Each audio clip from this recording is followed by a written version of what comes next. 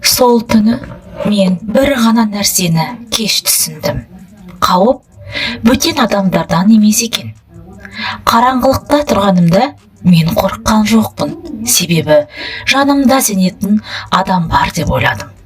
Ал қазір сол сәтті еске алсам, өзіме бір сұрақ қоямын. Егер қауіп өз үйіңнен шықса, қайда қашуға болады? Қораның есігі жабылғанда ішімде бір нәрсе үзілгендей болды. Жүрегім емес, сенімім. Бұл әңгіме бір түн туралы емес. Бұл ұзақ жылдар бойы үнсіз қалған шындық туралы. Мен қарапайым ауылда өстім. Үлкенге қарсы сөйлемеу, артық сұрақ қоймау біздің үйде заң сияқты еді.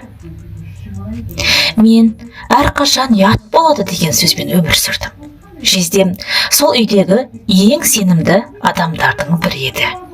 Сырт көзге үлгілі күйеу бала, үйге көмектесетін адам ретінде ешкім одан жамандық күтпейтін. Мен де. Сол күні кешке үйде қарбалас болды. Анам шаршады, үйдің шаруасы көбейді. Жездем тыныш қана қора жақты бір қарап келейік деді. Бұл сөзде ерекше ештеңе жоқ еді.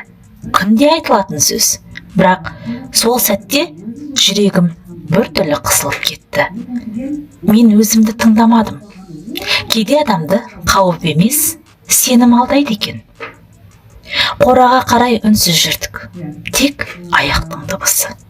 Ай сәулесі жерге түсіп тұрды. Қараңғылық қалың еді. Ішке кіргенде уақыт тоқтағандай болды. Жүрегімнің соғысын құлағыммен естідім.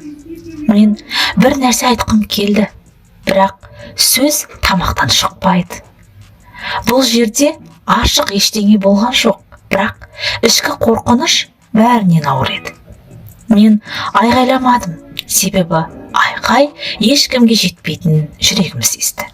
Мен қашпадым, себебі аяқтарым тыңдамады.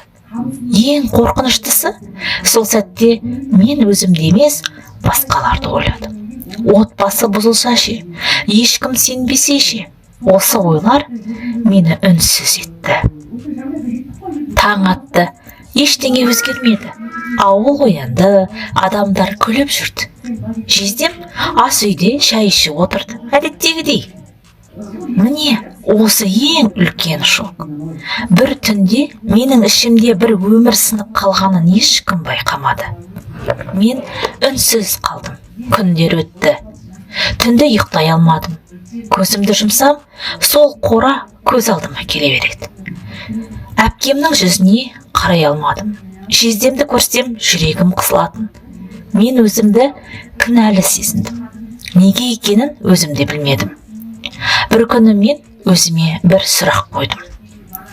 Егер мен үндемесем, ертең тағы біреу осылай үнсіз қалмай ма? Осы сұрақ мені өзгертті. Мен түсіндім. Үнсіздік мені емес, кінәліні қорғайды екен. Шындық айту өте ауыр еді. Бірақ үнсіз қалу одан да ауыр болды. Даусым дірілдеді, көзіме жас келді. Үй іші үнсіз қалды. Біреулер сенді, біреулер сенбеді. Бірақ сол сәтте мен бір нәрсені сездім. Мен енді үнсіз емес едім. Бірнеше күннен кейін маған бір адам келді.